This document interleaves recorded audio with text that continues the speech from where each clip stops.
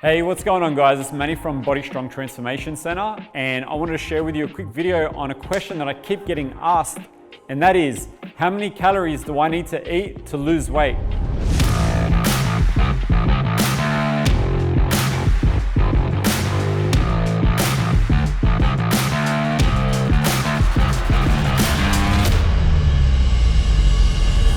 Now in this video, I'm going to show you a tool that I use with my clients to help them work out their own caloric requirements.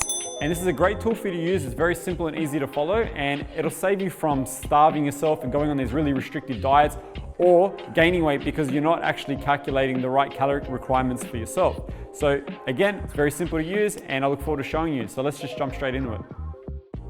All right, so the tool that I'm going to teach you guys is called TDE Calculator. So if you visit the URL tdecalculator.net, so tdecalculator.net, it'll take you to this page. Now on here, this is where you need to put your profile information in, okay? So this is the first step to calculating the amount of calories you need to lose weight. So let's put in some details. So let's say you're a male, age 30, you weigh 100 kilos, and you are 180 centimeters tall.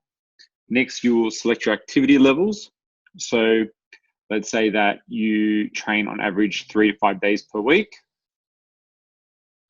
If you don't know your body fat percentage, it's fine. Body fat calipers or a DEXA scan would probably be your best bet. You can kind of guesstimate it, but if you just want to leave this out for now, you can. Otherwise, it will give you a little bit more of an accurate reading.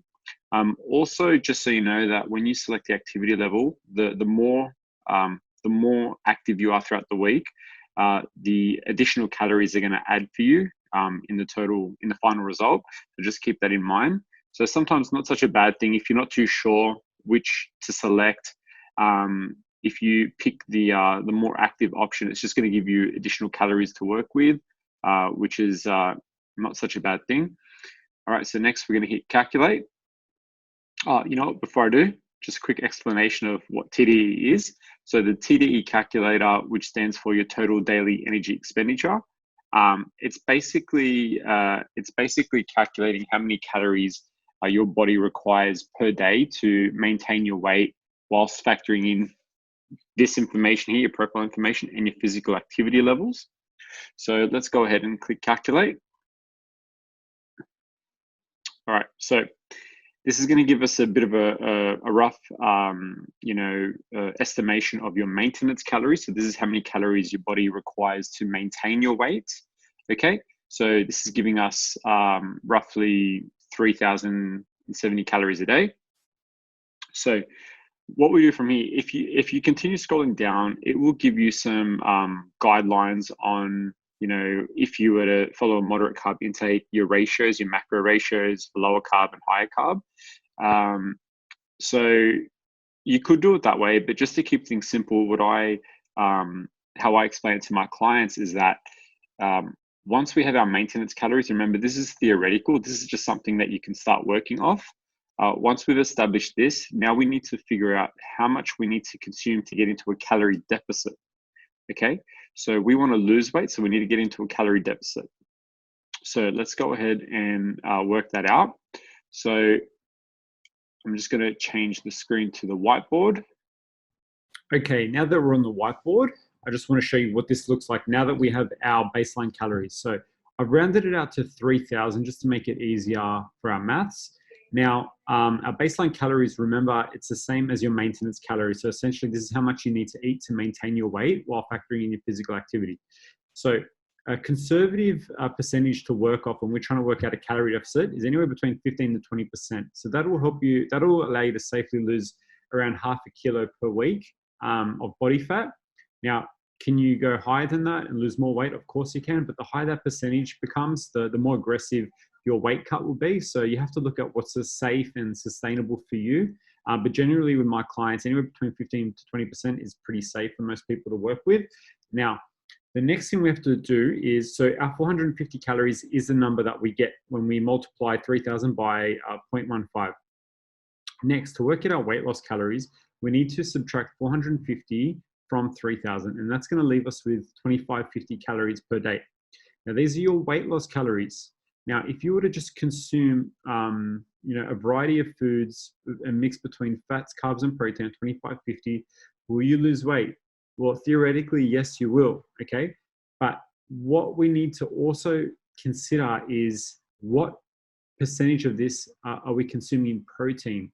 Protein is very important because if you don't consume enough protein, as you start to lose weight, you risk losing muscle tissue. Now, when you lose muscle tissue, this will affect your metabolism. So this will affect your ability to keep metabolizing body fat. Also, your strength will start to go.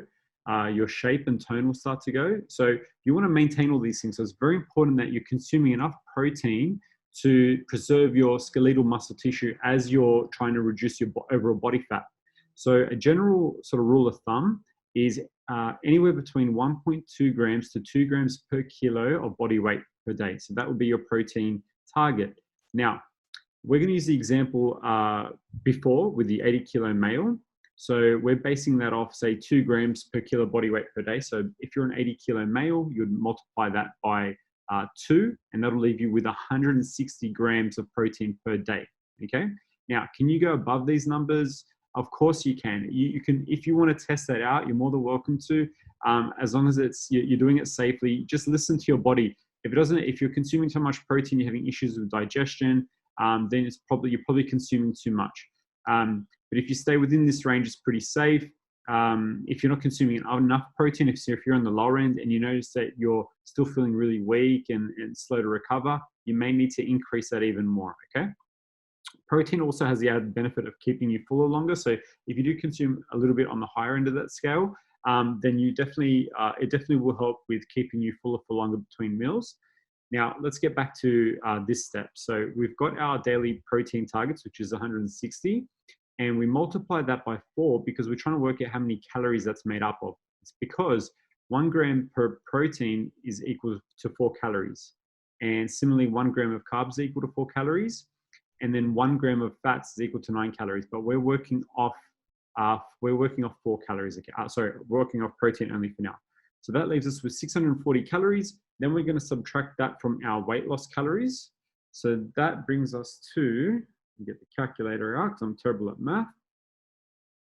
So that brings us to 2550 minus 640. That leaves us with 1910 calories per day.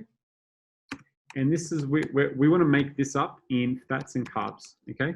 Now, I wouldn't give specific grams or recommendations on exactly how many grams of fats and carbs you need to consume within this 1910 calories, because it really depends on the individual. So some people metabolize carbs well, some people metabolize fats better than they do carbs. So they would consume more of these calories in fats, whereas some prefer more in carbs. So it's going to vary. Now, the best way and the easiest way to track this is by using the app MyFitnessPal. Okay, so by entering in your food diary, entering in your targets. So if you set your targets to 160 grams a day of protein, the remaining calories, so you'll set your target as your total calories. You're going to be tracking how much protein you're consuming throughout the day and ensuring that you're reaching your target of 160. Well, in this example, 160. And then in the remaining calories, just split that up between your fats and carbs. That way you don't have to measure every, single macro in your food diary. MyFitnessPal will calculate everything for you. All you have to do is just enter your food and just keep an eye on these numbers. And that's pretty much it, guys. I hope that all made sense. Okay, to wrap it up, guys, I hope you enjoyed the video. If you have any questions at all, leave them in the comment section down below. Be sure to like this video, subscribe to this channel. And if you want access to my online fitness system, you can get a free week trial by clicking on the link below. And I look forward to seeing you in the next video.